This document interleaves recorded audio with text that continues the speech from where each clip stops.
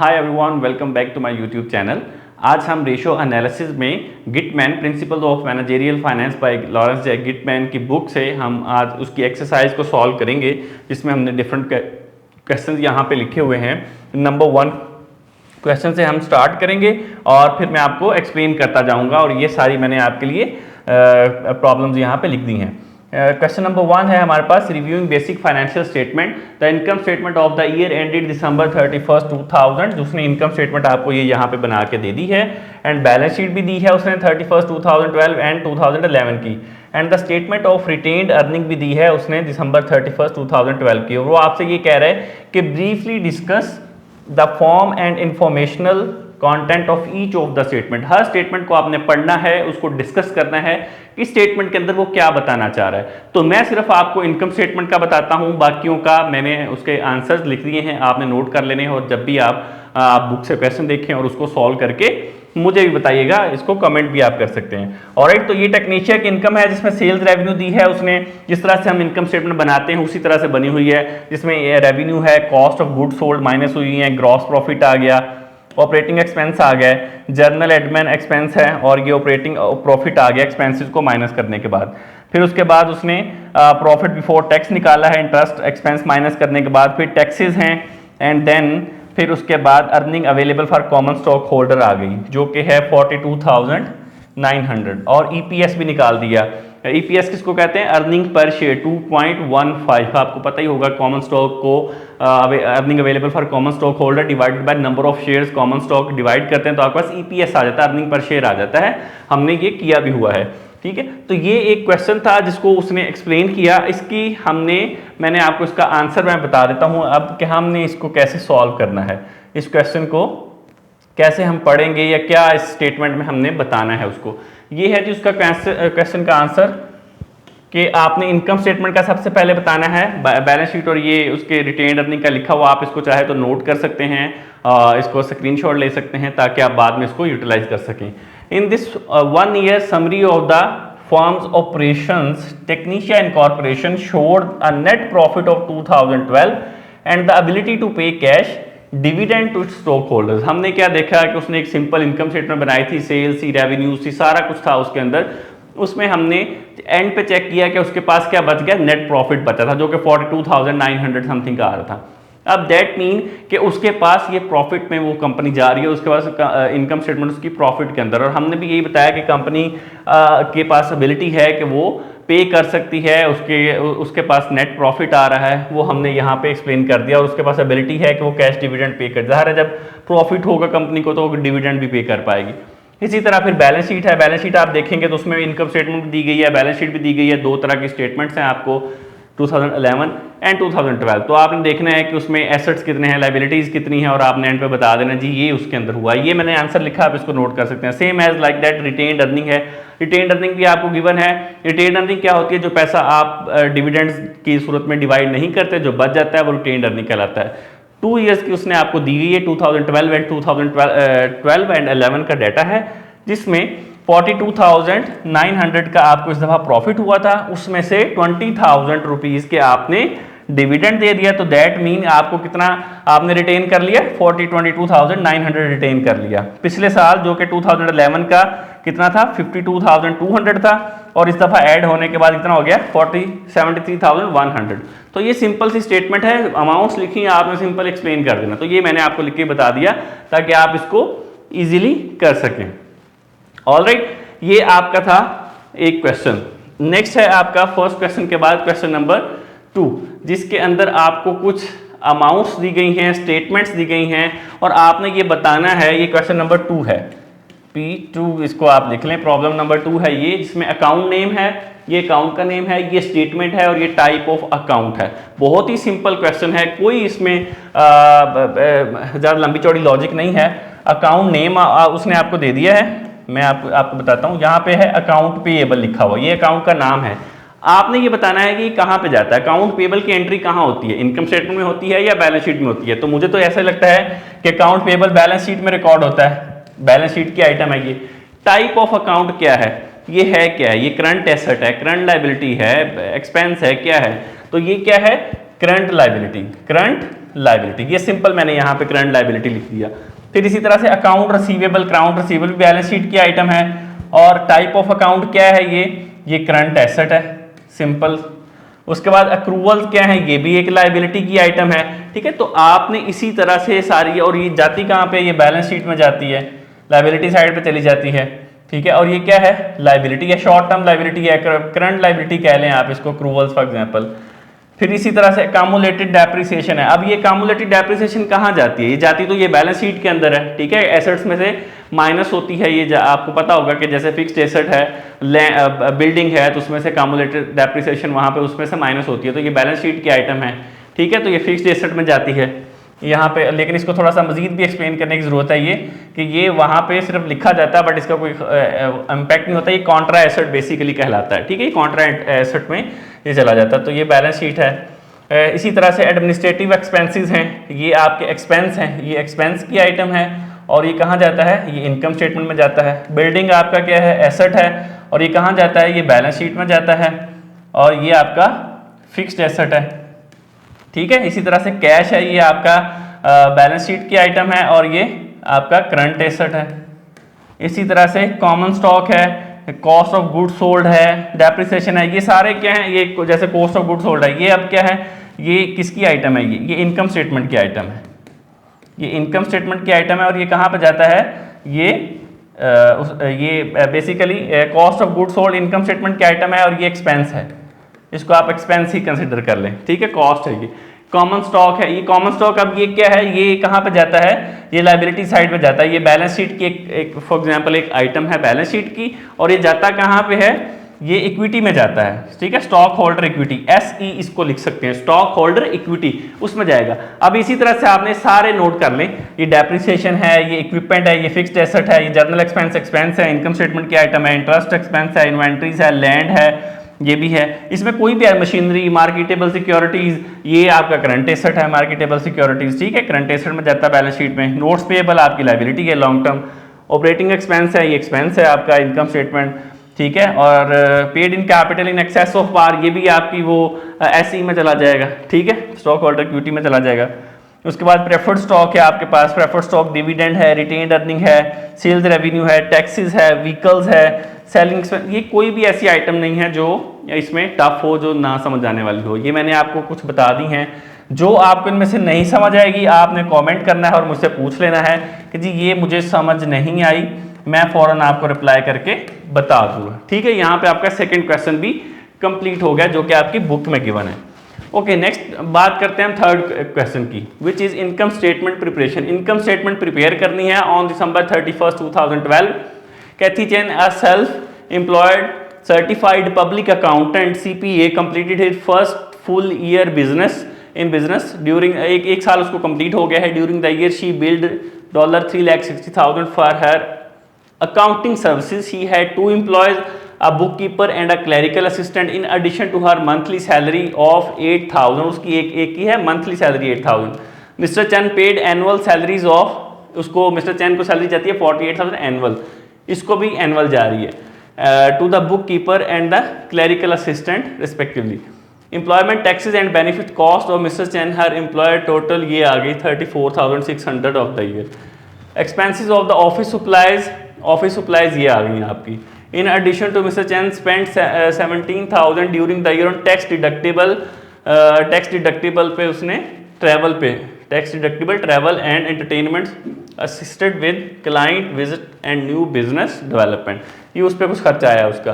फिर lease payment of the office space की उसने लीज पेमेंट की है जो कि 27 पर मंथ, ये भी उसने पर मंथ की है, इसको 12 से मल्टीप्लाई करना पड़ेगा। डेप्रिसिएशन एक्सपेंसेस हैं ऑफ ऑफिस फर्नीचर, ये हैं 15,600, ठीक है। मिस्टर चैन ने इंटरेस्ट पेड किया 15,000 का और 20,000 ऑन द 1,20,000 बोरो किए टू स्टार्ट अ बिजनेस, ठीक है। She paid an average tax rate of 30% during 2012। आपने क्या बनाना है, prepare an income statement of Cathy Chan की बनानी है for the year ended December 31, 2012। Evaluate her 2012 financial performance, और उसकी आपने 2012 की फाइनेंशियल परफॉर्मेंस को एनालिसिस करना है। ये बेसिक क्वेश्चन मैंने आपको पढ़ के सुनाया है और ये यहाँ पे हमने इसकी स्टेटमेंट जो है वो बनाई है जिसको हम अभी पढ़ते हैं। ये है हमारे पास कैथी चैन आ गया, इनकम स्टेटमेंट बनाई है for the year ended 31st 2012। बड़े गौर से आप इसको सुनेंगे, जैसे जैसे मैंने आपको आइटम्स बताई हैं आपने आइटम्स उसमें से देख लेनी है और आपने इसको नोट करते जाना। जैसे कि आपके पास है रेवेन्यू, सबसे पहले है रेवेन्यू। रेवेन्यू आपका क्या हेडिंग आ गई, उसमें आ गई सर्विसेज रेवेन्यू। सर्विसेज रेवेन्यू कितनी है 3,60,000, जो कि उसने क्वेश्चन में गिवन है जी, उसको इतनी रेवेन्यू उसको इकट्ठा हुआ। फिर उसके बाद हम क्या करते हैं, रेवेन्यू में से एक्सपेंसेस को माइनस करते हैं। चूंकि ये सर्विसेज बिजनेस है तो उसमें ऑपरेटिंग रेवेन्यू, सर्विसेज रेवेन्यू के बाद ऑपरेटिंग एक्सपेंसेस को माइनस करेंगे, जो कि है सैलरीज।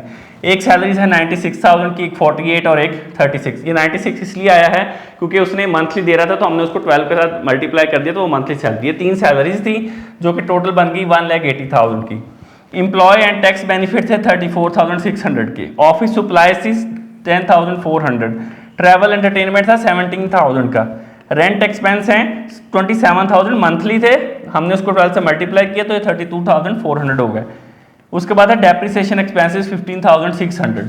तो इन सारे एक्सपेंसेस को हमने जब ऐड किया तो ये बन गया 2,90,000, ठीक है। और उसमें ये आपके पास क्या आ गया, टोटल ऑपरेटिंग एक्सपेंसेस आ गए। अब आपकी ऑपरेटिंग इनकम कैसे निकलती है, जब आप इसमें से इस अमाउंट से सर्विसेज रेवेन्यू से अपने ऑपरेटिंग एक्सपेंसेस को माइनस करेंगे तो आपके पास रेवेन्यू आ जाएगा 70,000 रुपीज़ का। सिंपल, ऑपरेटिंग इनकम आपके पास कितनी आएगी 70,000। इसमें फिर कुछ इंटरेस्ट एक्सपेंसेस भी थे, तो इंटरेस्ट एक्सपेंसेस आपके पास थे 15,000 के, जो कि आपने माइनस किए तो आपके पास अमाउंट आई 5,500। और ये क्या है, इनकम बिफोर टैक्स आ गई अब आपके पास, ठीक है। इस इनकम बिफोर टैक्स में से आपने टैक्स एक्सपेंसेस जो थे 30%, इसका आप 30% ले लें, ठीक है। 55,000 का, जो कि बनेंगे 16,500 रुपीज़। तो ये आपके टैक्सेस भी जब माइनस हो जाते हैं तो आपके पास क्या आ जाती है, नेट इनकम आ जाती है, या फिर इनकम आ जाती है common stock income available for earning available for common stock holders. तो आपके पास कितनी बच गई 38,500 रुपीज़ आपके पास एक अमाउंट आ गई। ये इसमें आपने इनकम स्टेटमेंट बनानी थी, कोई इसमें हमने डिफरेंट चीज़ नहीं की, सारी की सारी स्टेटमेंट बनी पड़ी है, आपके हेड्स गिवन है, आपने सिर्फ उठाने हैं, उठाने के बाद उसको अमाउंट को पुट करना है और आपके पास जो है वो क्वेश्चन आपका रेडी हो जाता है। ये मैंने आपको क्वेश्चन यहाँ पे करके भी बता दिया है, इसमें किसी भी तरह की कोई भी कंफ्यूजन है तो वो आप पूछ सकते हैं, ठीक है इसमें, और ऐसी कोई चीज़ नहीं। अच्छा, इसके बाद उसने, आप चाहे तो स्क्रीनशॉट भी ले सकते हैं इसका। इसके बाद उसने कहा एवेलुएट है 2012 फाइनेंशियल परफॉर्मेंस। आपने उसकी फाइनेंशियल परफॉर्मेंस को एवेलुएट करना है और आप उसको बता सकते हैं जी वो इस साल जो है वो 38,500 रुपीज़ का नेट इनकम गेन कर रहा है, तो उसको इसमें से वो टैक्सेस को भी पे कर सकता है, अपने शेयर होल्डर्स को पे कर सकता है, डिफरेंट जगह पे वो लगा सकता है, इसको रिटेन भी कर सकता है। तो ये उसकी एवेलुएशन हो सकती है, आप इसको अपने वर्ड में एक्सप्लेन कर सकते हैं, ठीक है। ओके, नेक्स्ट क्वेश्चन है क्वेश्चन नंबर 4। क्वेश्चन नंबर 4 में आपको बता रहा है कि इनकम स्टेटमेंट प्रिपेयर करनी है आपने। Adam and Aaron Adams have collected their personal income and expense information and have asked you to put together an income and expense statement for the year December 31st 2012। The following information is received from the Adams family. ये information आई है Adam की family से, ये वाली। आपने simple इसको income statement की शक्ल देनी है। Create a personal income and expense statement आपने बनानी है for the period ended 31st 2012। इसमें से ये देखें, जब आप इनकम स्टेटमेंट आप बनाएंगे ना, बड़े गौर से सुनिएगा, उसमें आपके पास एडम्स की सैलरी आ गई, एरन्स की सैलरी आ गई, इंटरेस्ट रिसीव्ड आ गया, डिविडेंड रिसीव्ड आ गया। ये चार आपकी क्या है, ये आपकी इनकम्स हैं, बाकी सारे आपके ये एक्सपेंसेस हैं। तो आपने सिंपल आपने एक्सपेंसेस को जोड़ देना है यहाँ पे और कुछ भी नहीं करना। ये आपके पास आ गई personal income and expense statement है एडम्स एंड एरन्स की for the year ended December 31st 2000। ये पर्टिकुलर ये देखें, ये चार उसके सैलरीज हैं, ये salaries, interest, dividend, total income आ गई आपकी 75,650। सिंपल, ये आपकी टोटल इनकम है। इसमें से बाकी सारे ये एक्सपेंसेस थे जो वहाँ पे लिखे हुए थे। तो ये पर्सनल स्टेटमेंट तैयार हो जाएगी जब आपने इसको सारे को टोटल किया। टोटल अमाउंट आपकी आ गई 46,309। ये थे एक्सपेंसेस। इस एक्सपेंसेस को आपने रेवेन्यू में से इसमें से माइनस कर दिया है, ये 75,650 में से। तो ये आपके पास बच के आ गए हैं नेट इनकम 29,341। ये आपका सरप्लस आया। अच्छा, अब वो बी में पूछ रहा है, बी स्टेटमेंट के अंदर वो पूछ रहा है कि जी बताएं, did the Adams family have a cash surplus और कैश डेफिसिट। तो ऑब्वियसली उसको प्रॉफिट हुआ, बेनिफिट हुआ, उसके एक्सपेंसेस से ज्यादा उसकी इनकम्स थी, तो उसको क्या हुआ, सरप्लस हुआ। तो हम यहाँ पे बता सकते हैं उसको सरप्लस हुआ। Alright, if the result is surplus how can the Adams family use the surplus, वो कहाँ यूज कर सकते हैं अगर उसको सरप्लस होता है, अगर अमाउंट उसकी बच जाती है, उसको सरप्लस हो तो कहाँ यूज कर सकता है भाई, वो बैंक में बैंक में डिपॉजिट करवा सकता है, वो म्यूचुअल फंड में लगा सकता है कहीं पे, वो इसको रिटेन कर सकता है कहीं पे, वो कोई बिजनेस की एक्टिविटीज में पार्टिसिपेट कर सकता है, कोई नया शेयर खरीद सकता है, नंबर ऑफ थिंग जो भी पैसों के साथ अमाउंट के साथ वो कर सकता है, वो सारे की सारी जगहों पे वो उसको यूटिलाइज कर सकता है। तो ये आपने इसके अंदर उसको बता देना है। तो ये आप क्वेश्चन है, इसको आप चाहें तो नोट भी कर सकते हैं, ये यहाँ पे मैंने यहाँ पे लिख दिया आपके पास, ठीक है, इसके आप नोट भी कर सकते हैं, स्क्रीनशॉट भी ले सकते हैं। नेक्स्ट क्वेश्चन है आपके पास क्वेश्चन नंबर 5, जिसमें आपने फाइंड आउट करना है, क्या फाइंड आउट करेंगे आप, calculation of EPS and retain earning. आपने ईपीएस कैलकुलेट करना है और रिटेन अर्निंग फाइंड आउट करनी है। ये आपके पास क्वेश्चन दिया गया है, टैक्स प्रॉफिट बिफोर टैक्सेस दे दिया गया है, उसके बाद 40% टैक्स रेट है, और ये 32,000 आपके प्रेफर्ड स्टॉक हैं डिविडेंड, ठीक है, उसके बाद 85,000 के आपके कॉमन स्टॉक आउटस्टैंडिंग है। कैलकुलेट आपने करनी है ईपीएस अर्निंग पर शेयर 2012 की। If the firm common stock dividends 0.80 हो per share, how many dollars would you be retain, और कितने रिटेन करेंगे। क्वेश्चन आपने पढ़ लेना है, उसके बाद इसका आंसर होगा, ये क्वेश्चन का आंसर है। अर्निंग पर शेयर सबसे पहले तो निकालेंगे हम, पहला आपका क्या है, अर्निंग पर शेयर। तो अर्निंग पर शेयर कैसे निकलती है, उसका फॉर्मूला होता है, फॉर्मूला उसका क्या होता है कि टोटल आपकी जो अर्निंग होगी available for common stock holder divided by common stock outstanding. उसके लिए आपको पहले ईपीएस अर्निंग आपको चाहिए, इनकम स्टेटमेंट चाहिए, मतलब लाइक आपको नेट इनकम चाहिए, जो कि नहीं है, तो नहीं है तो वो निकालेंगे, ठीक है। तो कैसे निकलेगी, उसने आपको यहाँ पे बता दिया कि जी जो आपके पास है ना profit before tax, net profit before taxes, वो है ये वाला 2,18,000 2,18,000 रुपीज़ का आपके पास नेट प्रॉफिट बिफोर टैक्स है। इसमें से टैक्स निकाल देंगे, टैक्स उसने दिया था 40%, तो 40% इसका निकालेंगे तो ये आ जाता है 87,200। इसको आपने निकाल देना है, निकालने के बाद आपके पास जो अमाउंट आएगी उसमें से आपने ये आएगी अमाउंट 1,30,800 की। उसके बाद उसमें से हमने यहाँ पे उसने बताया कि जी ये मेरे पास जो प्रेफर्ड डिविडेंड है वो है 32,000 का, तो 32,000 प्रेफर्ड डिविडेंड भी निकाल देंगे, क्योंकि हम ऐसे ही करते हैं ना, आपके पास net before earning before interest and taxes हो तो पहले टैक्स निकलता है, फिर उसके बाद अगर कुछ प्रेफर्ड स्टॉक है कुछ भी है तो वो निकल जाता है, टैक्स निकल गया, प्रेफर्ड स्टॉक निकल गए, तो पीछे क्या रह गया 98,800। ये क्या आ गया, earning available for common stock holders. जब आपके पास ये चीज़ आ जाती है तो आपके पास ईपीएस कैलकुलेट करना आसान हो जाता है। अब ईपीएस कैसे कैलकुलेट होगा, earning available for common stock holders divided by common share outstanding, ये उसका फॉर्मूला है, और 98,800 आपके पास नेट इनकम, और 85,000 को उसने क्वेश्चन के अंदर दिए हैं, ये देखें उसने यहाँ पे क्वेश्चन में बताया है कि जी ये मेरे पास 8500 रुपीज़ के ये लिखा हुआ है, 8500 के शेयर जो हैं, आपने उसको सिंपल नेट इनकम को हमने क्या किया, शेयर्स आउटस्टैंडिंग को हमने डिवाइड कर दिया, तो आपके पास ईपीएस आ गया जो कि है 1.162। ये आपका क्या आ गया, अर्निंग पर शेयर आपने निकाल लिया। एक रिक्वायरमेंट हमारी फुल हो चुकी है।